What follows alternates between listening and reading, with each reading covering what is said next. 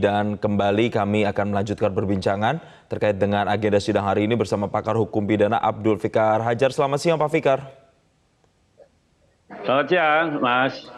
Terima kasih Pak Fikar telah bergabung bersama kami. Pak Fikar, hari ini ketiga terdakwa Ricky Rizal, Kuat Ma'ruf, dan Richard Eliezer akan memberikan keterangan silang dalam agenda sidang. Kalau kita melihat keterangan yang disampaikan oleh Richard Eliezer, apakah sudah cukup runut, sudah cukup konsisten mengingat Richard Eliezer ini adalah justice collaborator?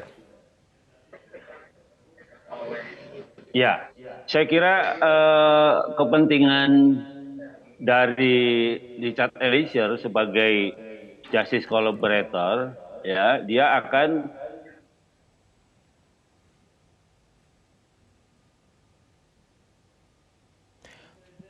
Pak Fikar masih tersambungkah bersama kami? Baik, kembali kami lanjutkan perbincangan dengan Pak Fikar. Pak Fikar, kalau kita tadi sempat melihat pernyataan atau kesaksian yang diberikan oleh Richard Eliezer sebagai justice collaborator dan juga saksi terhadap dua terdakwa lainnya Ricky Rizal dan Kuat Ma'ruf, apakah memang kesaksian tersebut konsisten dan sangat terlihat kejujurannya di situ dalam memberikan keterangan terkait dengan kronologi yang terjadi, Pak Fikar? Iya, saya kira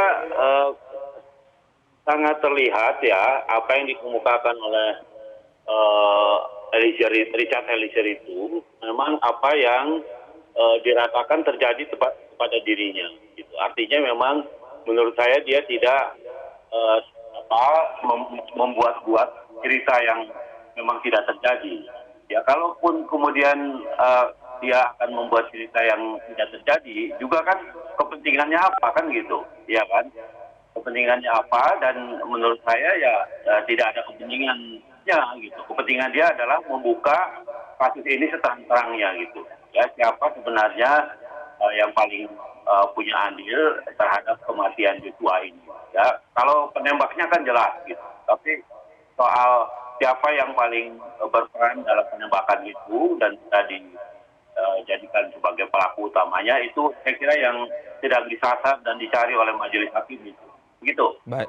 Ya, Pak Fikar, kalau kita melihat memang dari sekian banyak terdakwa dan saksi-saksi Richard Eliezer yang bisa dibilang adalah yang konsisten dengan keterangannya dari awal persidangan. Nah, berbicara soal konsisten dan inkonsisten, tadi sebelum persidangan, kuasa hukum Richard Eliezer, Roni Talapesi, ini menyampaikan bahwa ada perbedaan keterangan yang disampaikan saat BAP oleh Ricky Rizal dan Kuat Ma'ruf yang posisinya bisa menyudutkan dari Richard Eliezer.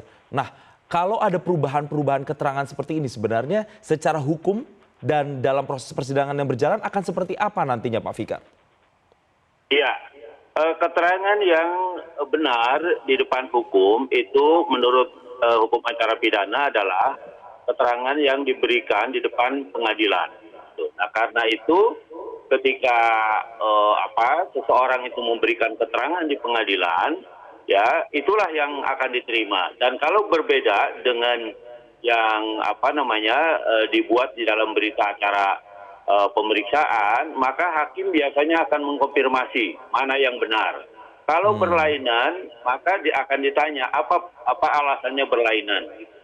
Selama ini kan umpamanya kenapa orang berlainan mengungkapkan pengalamannya di depan pengadilan dengan yang direkam di dalam berita acara persidangan, biasanya dia beralasan bahwa kalau tidak ditekan, ya dipaksa atau terpaksa, gitu. Ya atau ada situasi yang menekannya ketika dia diperiksa di dalam penyidikan, umpamanya. Itu yang biasanya. Kan di pengadilan itu relatif lebih bebas, gitu. Sehingga dia bisa mengemukakan apa yang memang benar-benar terjadi. Tapi juga menurut saya bisa sebaliknya, ya. Artinya ketika ada kebebasan di pengadilan, karena dia punya kepentingan tertentu, umpamanya membela pihak-pihak tertentu, ya bisa juga, ya yang di pengadilan itu berbeda dengan yang di berita acara pemeriksaan. Nah karena itu hakim selalu akan menanyakan latar belakangnya atau alasannya kenapa pendapatnya berbeda antara di berita acara dengan di depan persidangan. Nah, nanti hakim akan menilai, akan mengambil yang mana hakim. Tetapi kalau kemudian ada bukti lain bahwa umpamanya saksi-saksi itu yang dinyatakan di depan persidangan itu adalah sesuatu yang tidak benar, maka hakim bisa menyimpulkan itu sebagai keterangan palsu.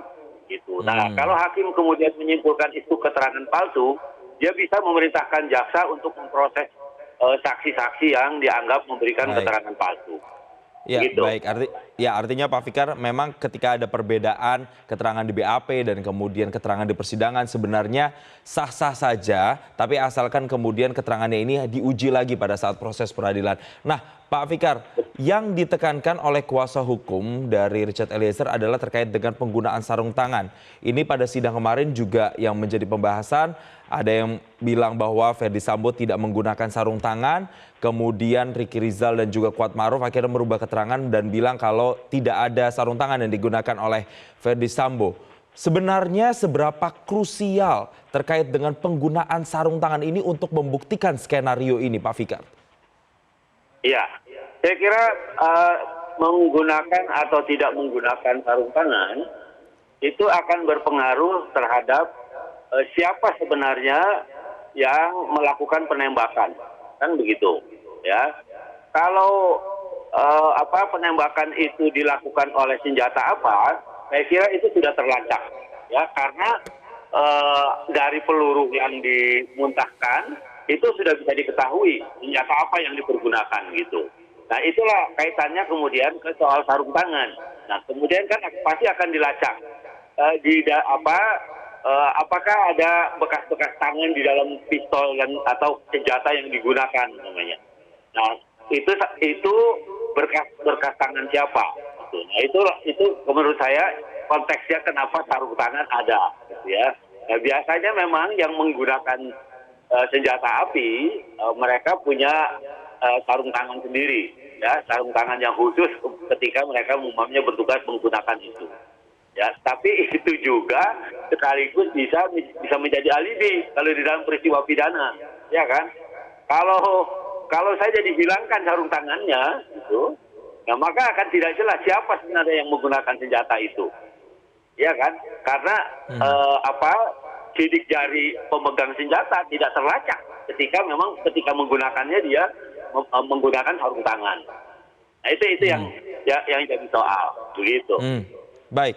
Pak Fikar, yang juga menarik adalah keterangan yang disampaikan oleh Richard Eliezer yang menyatakan pada 1 bulan sebelum kejadian penembakan tersebut bahwasanya Putri Chandrawati dan Ferdy Sambo ini terlihat ada ketegangan, ada masalah nampaknya yang sempat terjadi antara mereka sampai dengan pengakuan ada juga perempuan yang menangis. Apakah pengakuan atau pernyataan Richard Eliezer ini mampu mematahkan apa yang disampaikan oleh Ferdy Sambo bahwasanya ia melakukan itu karena ada upaya dari Yosua untuk melakukan pelecehan seksual?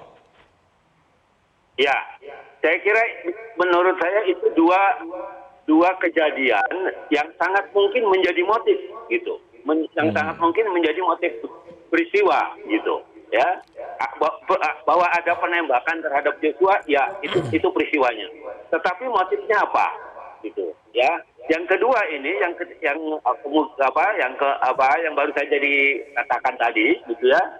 Kan selama ini tidak menjadi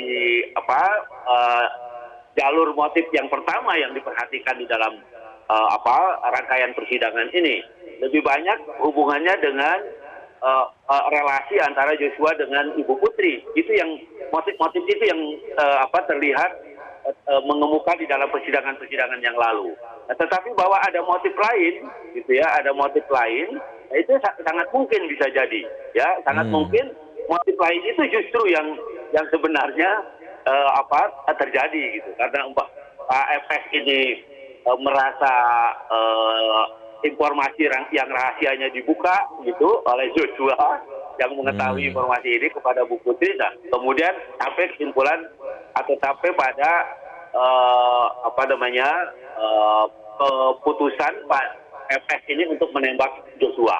Nah, itu bisa jadi gitu. Jadi maksud saya fakta yang baru ini bisa juga menjadi motif gitu. Bisa selain motif yang pertama. Begitu.